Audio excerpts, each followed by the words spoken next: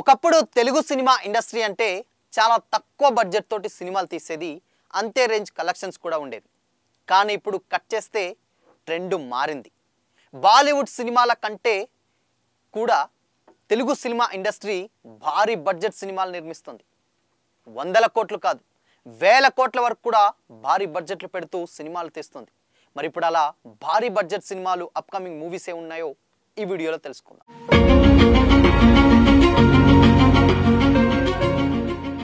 Hi hello, welcome to Disha TV.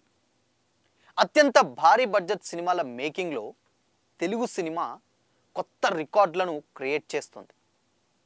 దేశంలోనే అత్యంత భారీ బడ్జెట్ సినిమా నాదే అనే కిరీటాన్ని అందుకోవడానికి తెలుగు స్టార్స్ అందరూ కూడా పోటీ పడుతూనే ఉన్నారు.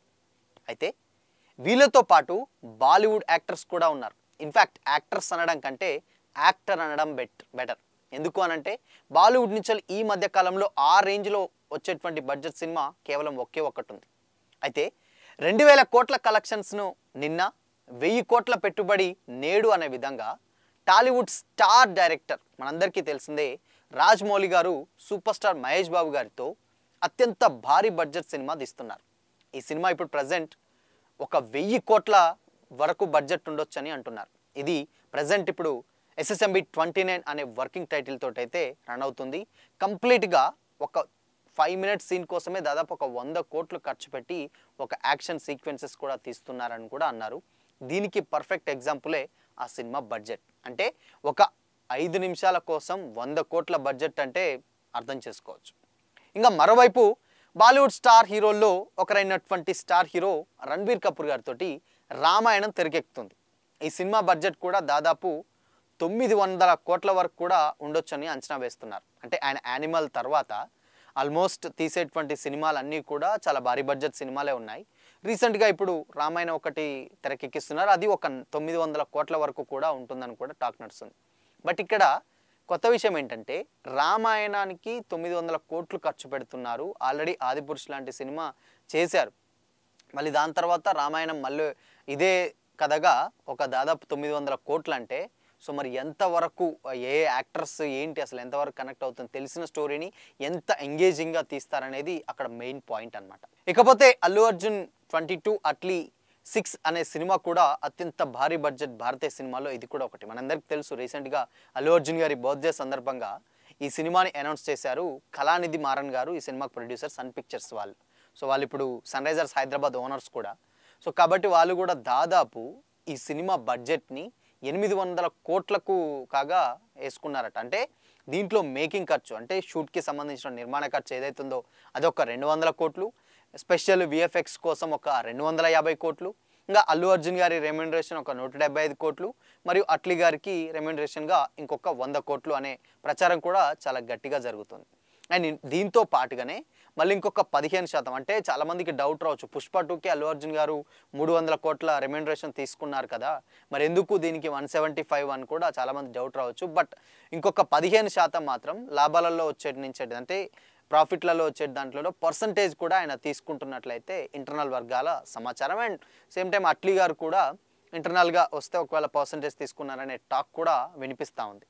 ఇకపోతే ఈ సినిమా అద్భుతమైనటువంటి ప్రకృతి సీన్లతోటి ఒక ఫ్యాంటసీ ప్రపంచంలోకి తీసుకెళ్లాలని అట్లీ గారు భావిస్తున్నారట. అండ్ ఇంకోటి ఏంటంటే అట్లీ గారు ఎప్పుడూ ఆలోచించినట్లే ఆయన సినిమాల్లో ప్రీవియస్ సినిమాలో కొన్ని డబుల్ యాక్షన్స్ ఉంటాయి. ఇప్పుడు ఈ సినిమాలో కూడా అల్లు అర్జున్ గారు డబుల్ యాక్షన్ ఉండొచ్చు అని కూడా చాలా గట్టిగా వినిపిస్తూ ఉంది. ఇన్ఫ్యాక్ట్ ఒకవేళ అది నిజమైతే అల్లు అర్జున్ గారు డబుల్ యాక్షన్ చేస్తే కనుక ఈ cinema first double action movie అనుకుంటుంది. అల్లు అర్జున్ గారు ఇంతవరకు ఏ సినిమాలో కూడా డబుల్ యాక్షన్గా చేయలేదు. మరి ఒకళ్ళ చేస్తే కనుక సో ఈ సినిమా ఫస్ట్ సినిమా కూడా చెప్పుకోవచ్చు. ఇంకపోతే మోస్ట్ అవైటెడ్ మూవీ అని చెప్పుకోవచ్చు. ప్రభాస్ గారి కాంబినేషన్లో ఇద్దరు అంటే ప్రభాస్ గారు అదేవిధంగా సందీప్ రెడ్డి వంగ గారి కాంబినేషన్లో వచ్చేటువంటి సినిమానే స్పిరిట్. సో స్పిరిట్ సినిమాకు దాదాపు వాళ్ళు ఇటు ప్రభాస్ గారి రెమ్యూనరేషనే ఒక 200 కోట్లు అన్న టాక్ కూడా వినిపిస్తూ ఉంది. సో దీని మీద ఇంకా అఫీషియల్ అనౌన్స్మెంట్ అయితే రాలేదు. కానీ అటు దీంట్లో మళ్ళీ మేజర్గా అటు మమ్ముటి గారు ఉన్నారు అంటున్నారు, అక్కడ కొరియన్ విలన్ వచ్చేసి డాంగ్లీ ఉన్నారంటున్నారు. చాలా మందిని కూడా పేర్లు వినిపిస్తూ ఉన్నాయి. సో ఈ యాక్టర్స్ రెమ్యూనరేషన్స్కే కొన్ని 100 కోట్లు వెళ్ళిపోతుంది. కాబట్టి ఈ సినిమా కూడా చాలా భారీ బడ్జెట్ నిలబాలలో ఉండొచ్చు అని కూడా వినిపిస్తూ ఉంది. అండ్ ఇంకోపోతే సేమ్ ప్రభాస్ గారు నటించినటువంటి కల్కి 2 కూడా, అంటే కల్కి ఎంత పెద్ద హిట్ అయిందో తెలుసు మనకు.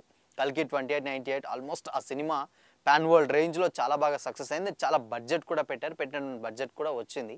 ఇప్పుడు ప్రభాస్ గారు ఇప్పుడు నెక్స్ట్ తీయబోయేటువంటి కల్కి 2 కూడా సో అదే రేంజ్లో బడ్జెట్ ఉంటుంది. సేమ్ యాక్టర్స్ రెమ్యునరేషన్స్ ఇంకా విజువల్, అంటే ఇది ఒక ఫ్రాంచైజీ కాబట్టి ఇంకా ఇప్పుడు ఉన్నటువంటి ఎక్స్పెక్టేషన్స్ని ఇంకా చాలా పెద్దగా తీసుకుపోవాలి. కాబట్టి నాగశ్విన్ గారు ఇంకా కొత్తగా ఏదో ప్లాన్ చేస్తున్నారట. దానికి కూడా కొన్ని వందల కోట్ల బడ్జెట్ అవ్వడంలో ఎలాంటి డౌట్ అయితే లేదు. ఇకపోతే ఎన్టీఆర్ గారు అదేవిధంగా ప్రశాంత్ నీల్ గారు కాంబినేషన్లో వచ్చేటువంటి డ్రాగన్, సో పరిశీలనలో ఉంది ఈ టైటిల్.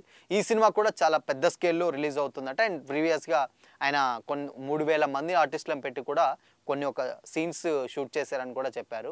సో 3000 మంది జూనియర్ ఆర్టిస్టులు అంటే ఇంకా అర్థం చేసుకోవచ్చు సినిమా ఏ రేంజ్లో ఉండబోతుందో.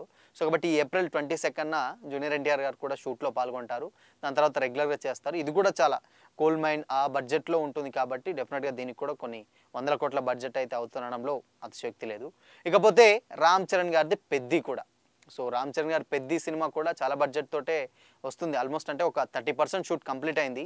కేవలం 70% షూట్ మాత్రమే ఉంది. అది కూడా ఇంకొక 1 ఇయర్లో ఆల్రెడీ రిలీజ్ డేట్ కూడా అనౌన్స్ చేశారు. కాబట్టి 1 ఇయర్లో 70% అంటే చాలా ఎక్స్పెన్సివ్ అండ్ చాలా ప్లాన్డ్గా ఎన్ని డబ్బులు అయితే అన్ని పెట్టడంలో డౌటే లేదు. సో ఈ సినిమా కూడా కొన్ని వందల కోట్ల బడ్జెట్ అయితే చాలా డెఫినెట్గా ఉంటుంది అనుకోవడంలో ఎలాంటి డౌట్ లేదు. సో మొత్తంగా ఇప్పుడు పాన్ ఇండియా రేంజ్లో, అంటే ఇండియా భారతదేశం మొత్తంలో కూడా ఈగర్గా వెయిట్ చేసేటువంటి సినిమాలలో బడ్జెట్ విషయంలో కూడా తెలుగు సినిమా టాప్ 1లో ఉందని చెప్పుకోవచ్చు మిగతా సినిమాల కంటే కూడా. ఎందుకు అనంటే ఇప్పుడు మాట్లాడుకున్నటువంటి సినిమాలు అన్నీ కూడా ఏ లాంగ్వేజ్ చూసుకున్నా అంతంత బడ్జెట్ తోటి రావట్లేదు సినిమాలు. బట్ తెలుగు సినిమా ఇండస్ట్రీ నుంచి మాత్రమే ఈ సినిమాలన్నీ కూడా ఇంత బడ్జెట్ తోటి వస్తున్నాయి. సో మరి చూడాలి, ఇంత బడ్జెట్ తోటి వస్తున్నాయి. సో ఎలాంటి రెస్పాన్స్ అందుకుంటాయో ఈ సినిమాలు రిలీజ్ అయ్యేంత వరకు అయితే వెయిట్ చేయాలి. అఫ్కోర్స్ డెఫినెట్గా సినిమాలు మాత్రం ఎక్కడ డిసప్పాయింట్ చేస్తుండడంలో డౌట్ లేదు. ఎందుకంటే అసలు చేయదు, అంటే ఆ మార్కెట్ అలాంటిది, వాళ్ళకు ఉన్నటువంటి ఫ్యాన్ బేస్ అండ్ స్టోరీస్ కూడా అట్లాంటి యూనిక్ స్టోరీస్ కాబట్టి డెఫినెట్గా డిసప్పాయింట్ చేయవు. కలెక్షన్స్ వస్తాయి కాబట్టి ఈ రేంజ్లో బడ్జెట్ అయితే పెడుతున్నారని కూడా వినిపిస్తుంది. సో చూడాలి మరి ఈ సినిమాలు రిలీజ్ అయిన తర్వాత ఎన్ని కోట్ల కలెక్ట్ చేస్తుందో మరి పెట్టినటువంటి బడ్జెట్తో పోలిస్తే. ఈ సినిమాలన్నింటిలో మరి మీరు ఏ సినిమా కోసం ఎక్కువగా ఈగర్గా వెయిట్ చేస్తున్నారు కామెంట్ చేయండి.